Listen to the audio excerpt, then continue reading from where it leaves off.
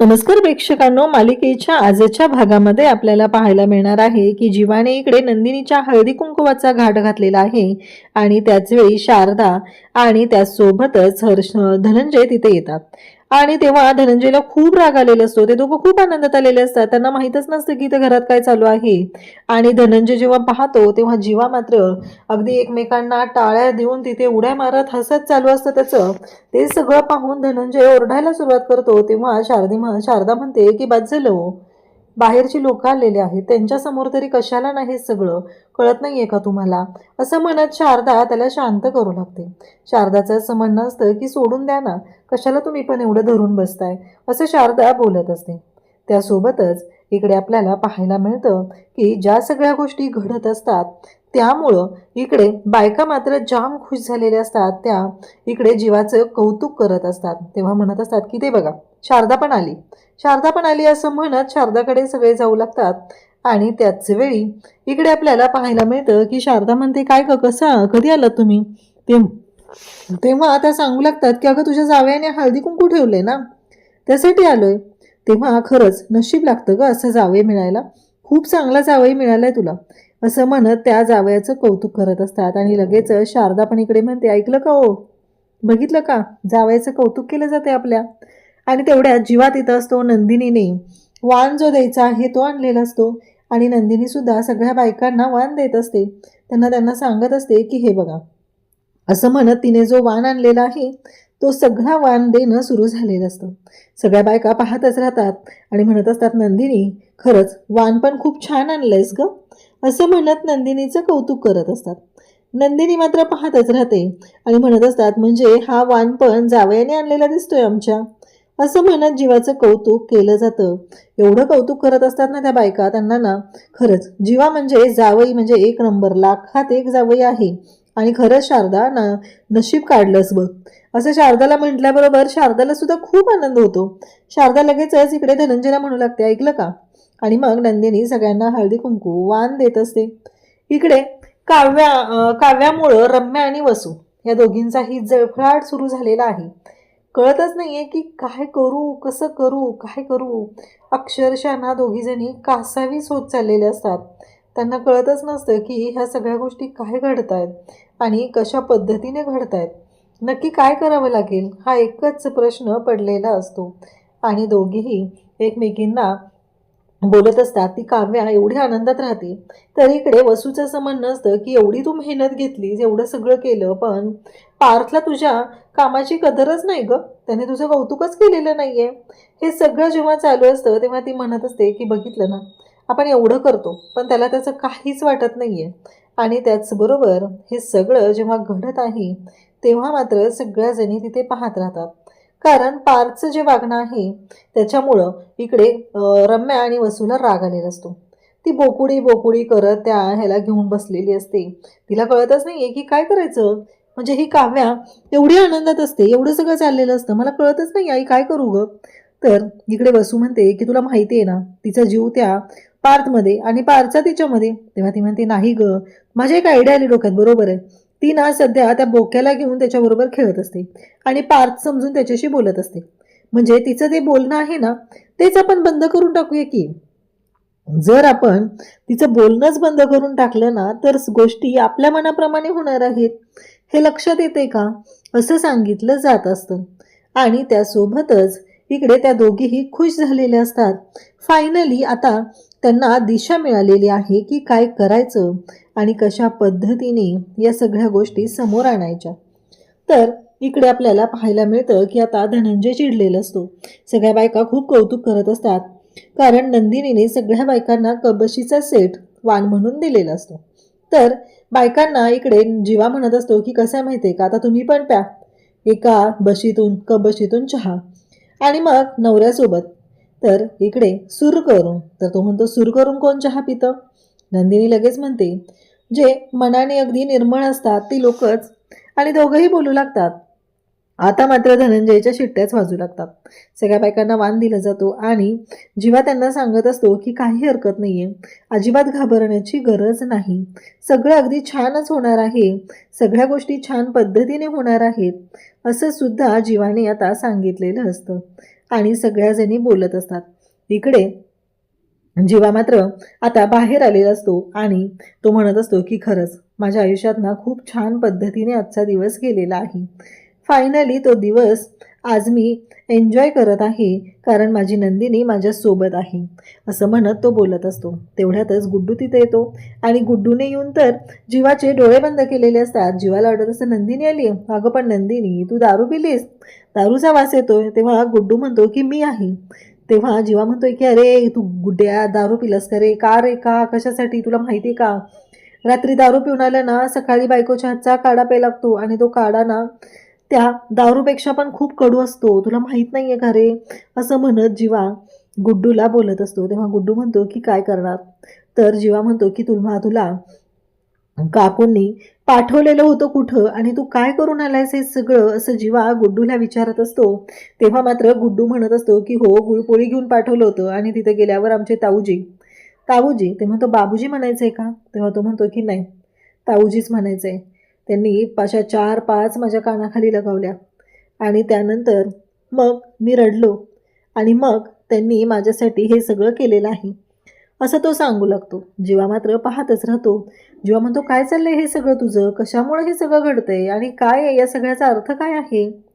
तेवढ्यात तो म्हणतो की मला पण असंच वाटतंय की कधी एकदा माझी पिंकी मला प्रेमाची आंघोळ घालेल. तेव्हा जीवा म्हणतो तुला कसं माहिती? तेव्हा तो म्हणतो त्या दिवशी ना नंदिनी भाभीनी तुम्हाला घातली होती ना अगदी तशी शॉवर खालची आंघोळ. हे ऐकल्यानंतर जीवा म्हणतो तू कधी पाहिलंस? तेव्हा तो म्हणतो मी सगळं पाहतो आणि मी रेकॉर्ड करून सुद्धा ठेवत असतो, असंही तो सांगू लागतो. तेव्हा मात्र जीवाला इकडे कळतच नसतं की हा कशाबद्दल बोलतोय आणि कसलं रेकॉर्ड करून ठेवलंय याने. जीवाला प्रश्न पडलेला असतो आणि जीवा म्हणत असतो की कसलं रेकॉर्डिंग आणि काय? तेव्हा तो सांगू लागतो की हो त्या दिवशीचं. इकडे धनंजय म्हणत असतो की ह्याची मजल एवढी वाढली की मी नसताना तो घरात आला कसा? तू नंदिनी असे त्याला घेऊन येतेस आणि त्याच्याबरोबर सणवार वगैरे साजरे करतेस, कळतंय का तुला? त्या माणसाने तुझ्या आयुष्याची वाट लावलेली आहे. तुझ्या चेहऱ्यावरचा रंग उडालेला आहे, तो अजूनपर्यंतही उडालेलाच आहे, तो पुन्हा आलेला नाही. आणि हे सगळं काय घडतंय असं मात्र तो बोलत असतो. तेव्हा नंदिनी म्हणत असते की मी काही केलेलं नाहीये, अहो मी येण्याआधीच ते घरात होते.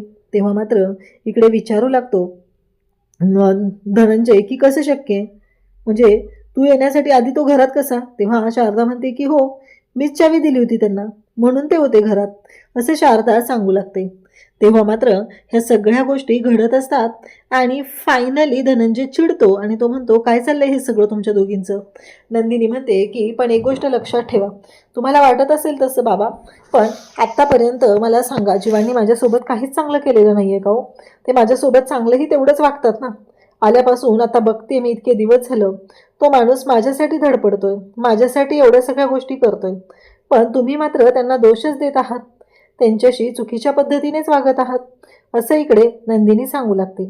त्यानंतर इकडे गुड्डूने आता तो जो व्हिडिओ आहे तो दाखवलेला असतो आणि गुड्डू मात्र पाहत असतो. गुड्डू म्हणत असतो की ह्या सगळ्या गोष्टी ज्या आहेत ना त्या अशा पद्धतीने झालेल्या आहेत.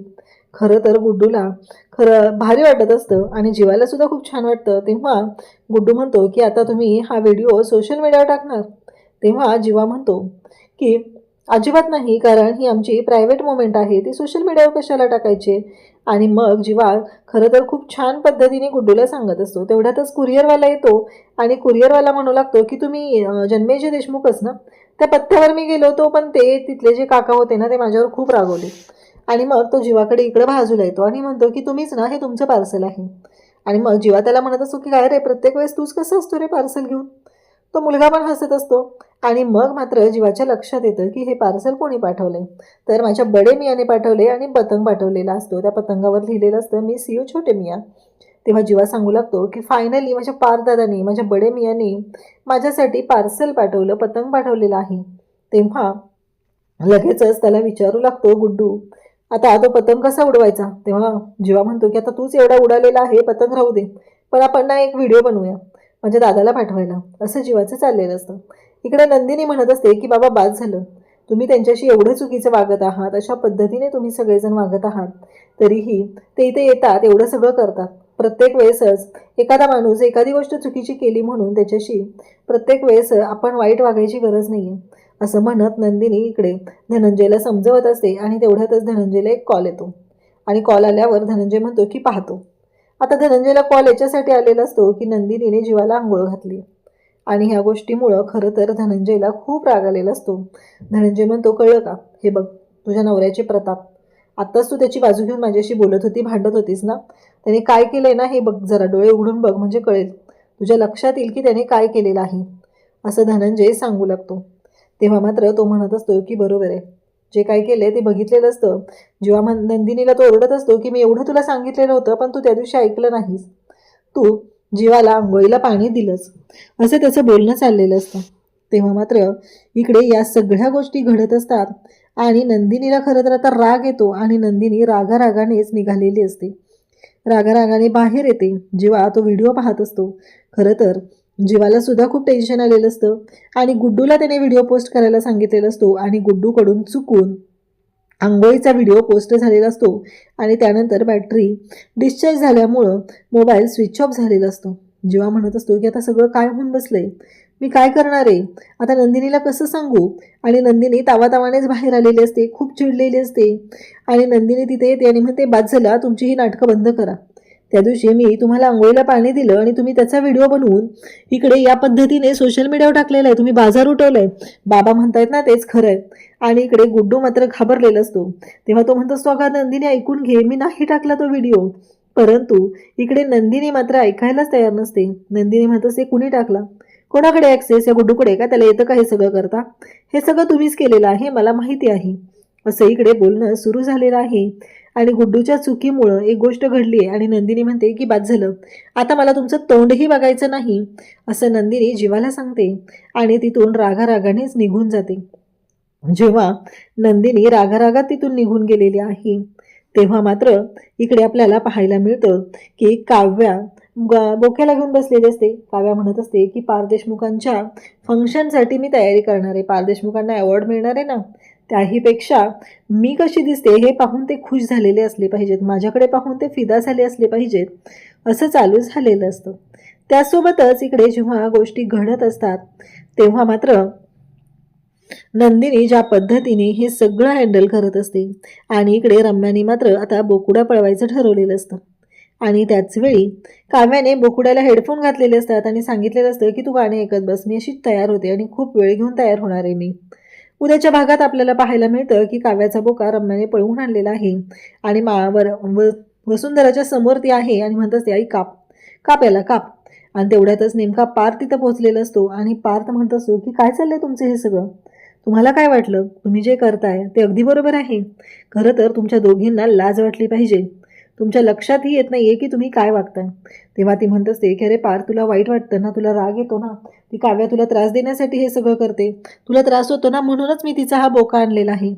तेव्हा पार्थ म्हणतो की मी सांगितलं का तुला मला त्रास होतोय म्हणून, मग कशाला आणलास तू हा बोका, गरज काय होती तुला, मला आवडतं, मी कधी म्हटलंय का की मला या सगळ्याचा त्रास होतोय, मग कशासाठी करतेस तू हे सगळं, काही गरज नाही आहे हे सगळं करायची, असं म्हणत पार्थने जी काय फायरिंग सुरू केलेली असते दोघींवरती आणि सांगितलेलं असतं की आमच्यापासून लांब राहायचं, कसं आहे आमचं मी बघून घेऊ, त्याच्यामध्ये पडायची तुला गरज नाही आहे, असं सुद्धा ठणकावून सांगितलेलं असतं. अशाच अपडेटसाठी चॅनलशी कनेक्ट राहा. थँक्यू.